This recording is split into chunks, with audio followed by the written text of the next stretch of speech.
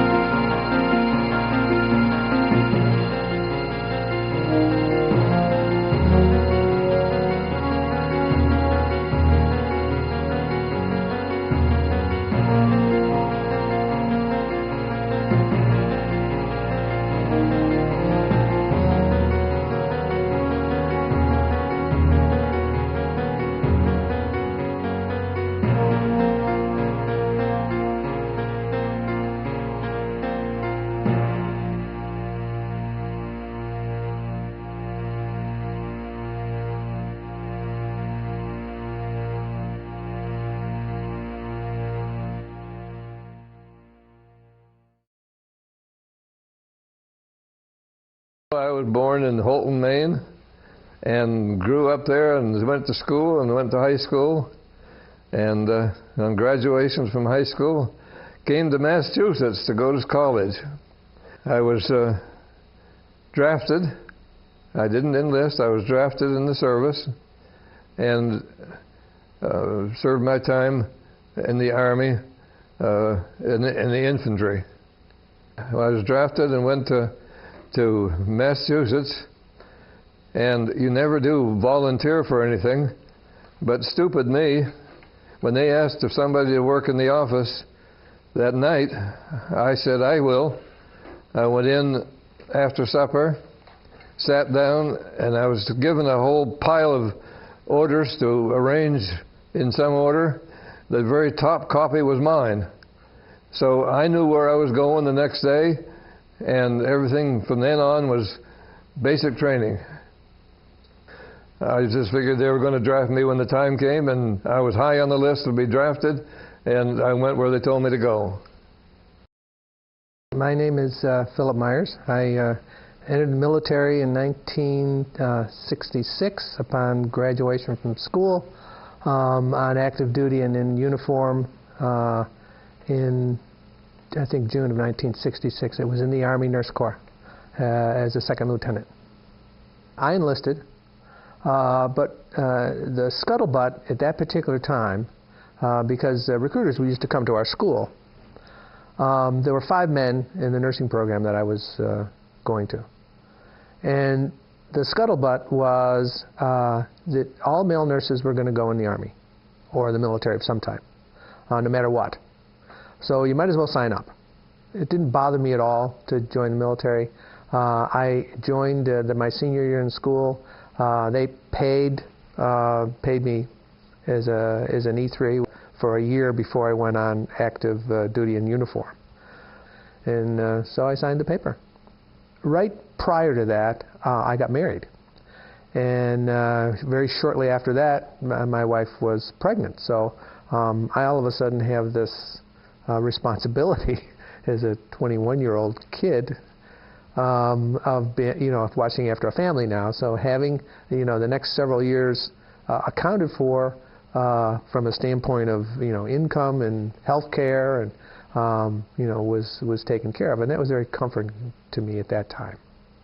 All the nurses anyway going to war were all the volunteers filled the spaces, and so there wasn't a lot of kind of this doom and gloom over your head thinking that you're going to go get killed someplace, because it was just you were going to go do your job, except you had a uniform on. I mean, you still did the same work. I mean, it's taking care of people. That was your job.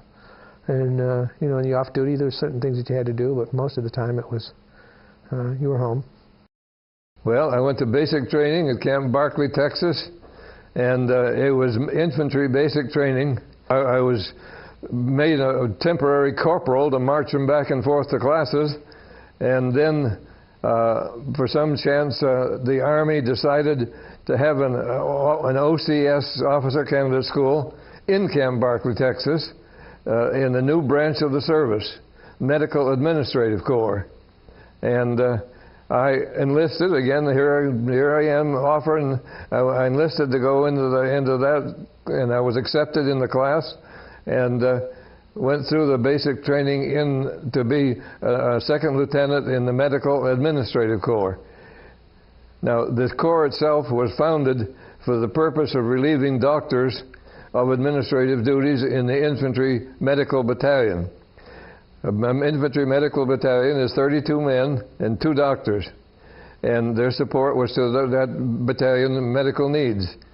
By this new branch of the service, one of the doctors could be relieved to do more medical service, and another person, a medical administrative officer, could then take over the command of the 32 men, and one doctor, one MAC officer.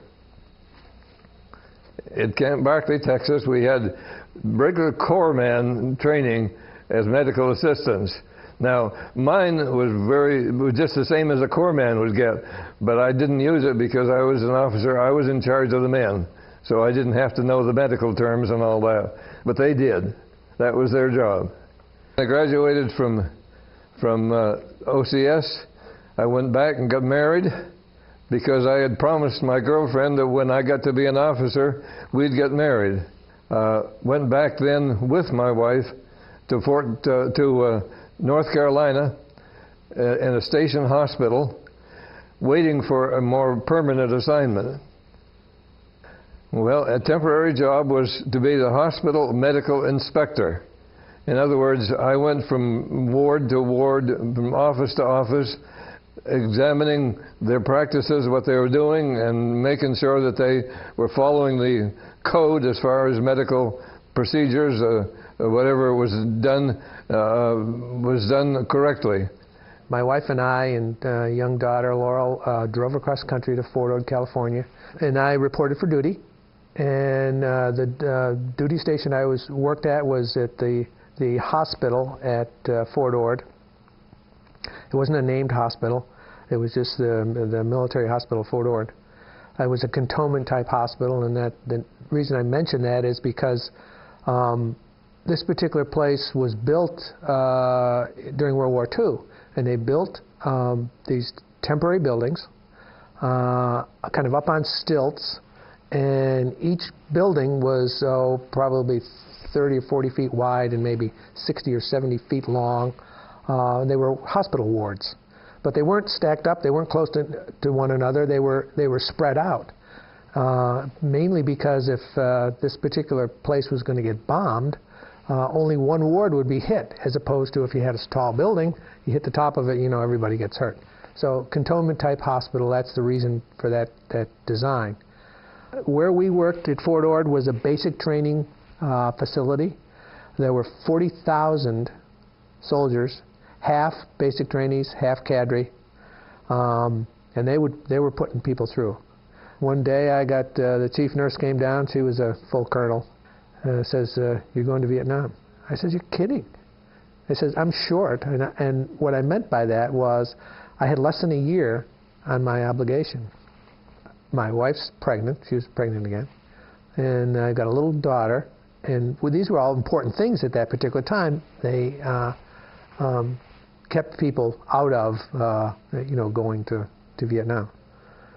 And I wasn't scared or anything like that, but it just confused me, as I only had like 7 months left. And she said, "I'll call Washington and find out."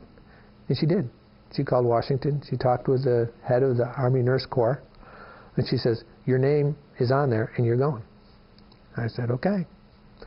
I was assigned to go overseas. When I arrived in Oregon, I volunteered. Volunteered to go over on the next flight. It was delayed a day in San Francisco, and then when I arrived in Hawaii, I found that the job that I was assigned to take in the combat zone was filled because someone had gotten there before me, and I ended up serving a year in Hawaii while the war was going on. The mood in Hawaii.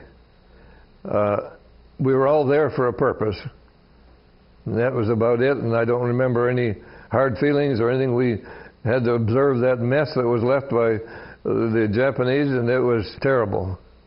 At the end of the year, they gave us all new equipment. The 98th Infantry Division gave us all new equipment, and we were then ready to invade the islands of Japan, but they dropped the bomb. Hiroshima, seen from the air after the atomic bomb blast that virtually erased this city of 340,000 people from the earth. As far as the eye can see, stretch scenes of desolation and ruin. 4 square miles leveled by one bomb, the product of allied science and a climactic answer to the terror and aggression let loose upon the world by Japan.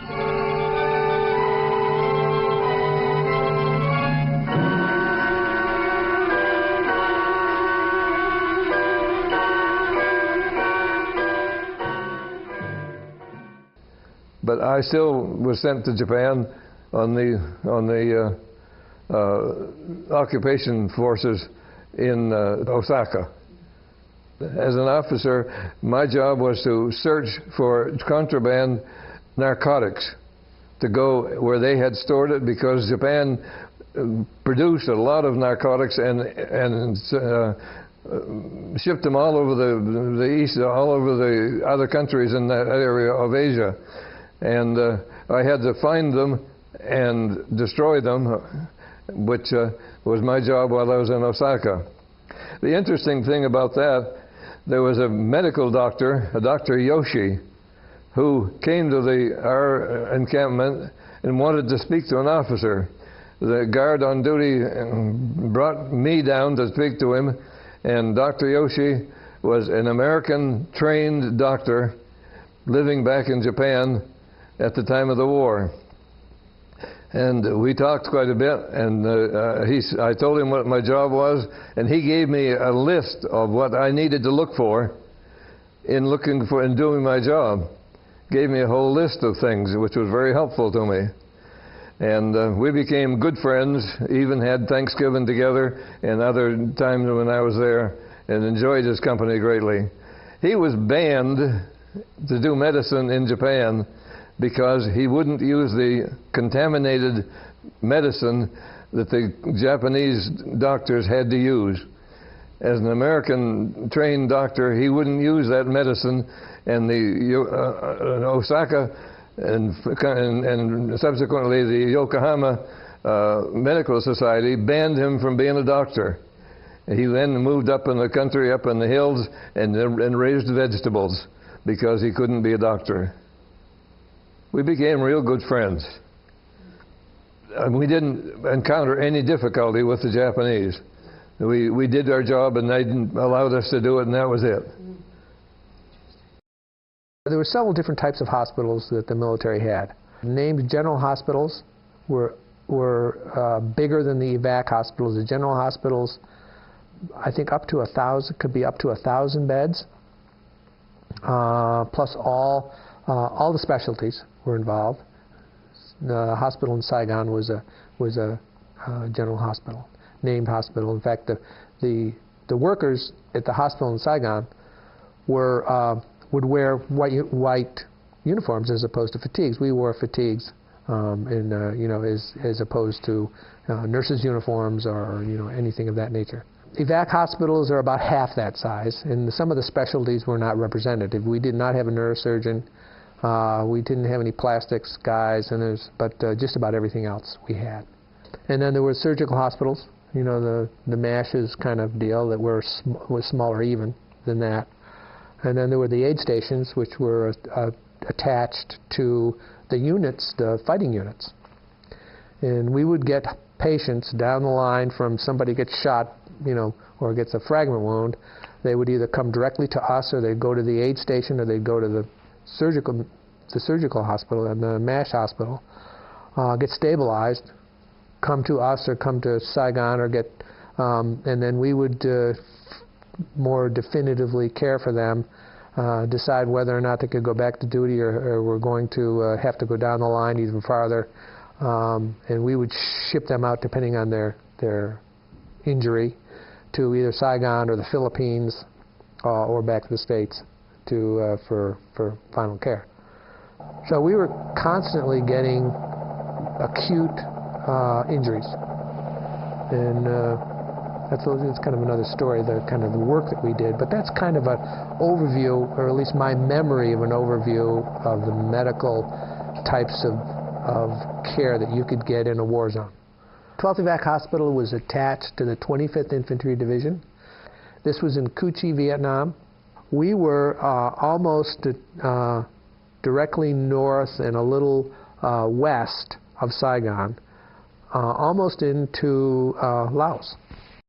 So, and it's right in the area where the Viet Cong had quite a stronghold. In fact, there's a book called The Tunnels of Cu Chi, which is an interesting book, and it's all about the tunnels that were dug, and found out that, where we were, there were tunnels underneath where we were. And it was kind of creepy. We had an extremely popular officers club at our hospital, mostly because there were women there. And all these young stud infantry officers would come to our officers club just to meet the girls. But you'd look around and you'd see all these young guys, and that there's a lot of these guys are not coming back. But I tell you, it did occur to me, all these young guys, and it occurs to me now. So we used to get rocketed on a pretty regular basis.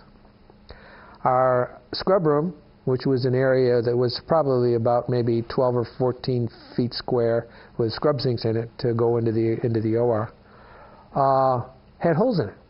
You could actually look out from the holes that were in the wall, and these were Quonset huts, aluminum Quonset, half Quonset huts on cement floor. You could actually see out where the fragment wounds came through from rockets landing outside and coming through the scrub room. And we slept on mattresses that were surrounded by sandbags, and normally with a fan blowing on you because it was really hot there. You know, there's a certain sound to an incoming round that still makes you jump. And I've heard that a couple of times, similar, and I still jump. If I can remember pushing this guy, he was a redhead, and he was from Tennessee. I don't exactly know right. Tennessee, there's a lot of southern boys, you know, 18, 19 years old. He, unfortunately, he had stepped on a mine, something of that nature, and he was wide awake and, you know, doing fine. I was wheeling him into the operating room, and he lost both his feet, both his lower legs. You know, and I'm waiting. He says, "Sir," and he says, "Yeah." And I said, "What?" And we were busy, and I was rushing to get him in. And he says, "You want to do me a favor?" He says, "Scratch my foot, would you?" You know, that kind of stuff. I mean, that's the kind of stuff that you remember. African-American young man from the Bronx who had 5 bullet wounds in his abdominal cavity, and we saved him. The shock of the bullets hitting your muscles kills the muscle. You know, if the bullet doesn't do it, you know, he made it through that part, and he eventually lost all his musculature in his abdominal cavity and died of sepsis, you know, probably 48 hours or so before after he'd been in healthcare. But I remember that guy, you know, like it was yesterday. We had a fellow who was a triple amputee. He wrote a letter back to the surgeon who operated on him. And he had lost one leg at the hip joint, one mid-thigh, his one arm above the elbow. And but we gave him 135 units of blood, saved his life, and he wrote back, you know, 4 or 5 months later to thank us for saving his life. And that's that kind of stuff was stuff that keeps you going. So, and we had 4 heart wounds. You get shot in the heart, you normally don't live. And we had 4 that came through our OR, 2 lived. And as an operating room nurse, I tell you, I never, as I said before, never worked harder and with more kind of job satisfaction, and you know, everybody worked together. It was just so harmonious, and you know, you played together, you worked together, you lived together, and was good. We did our best. We just didn't get the call to go into combat. It started the day I enlisted, or it was the day that I was drafted, and I saw my orders. From that on, God supervised what I was doing the whole way through my military experience. I do know that there are 4 men, I don't know if they're still alive or not, walking around the world that I closed their abdominal cavity, you know. And it was really neat to be a nurse and being able to do surgery on people. And I was relatively good at it, and it wasn't like I was not watched. I mean, the surgeons would be right there. But having that experience, seeing actual people that were dead come alive, I saw that several times. And it still warms my heart to know that I was able to be part of that. And that stays with me.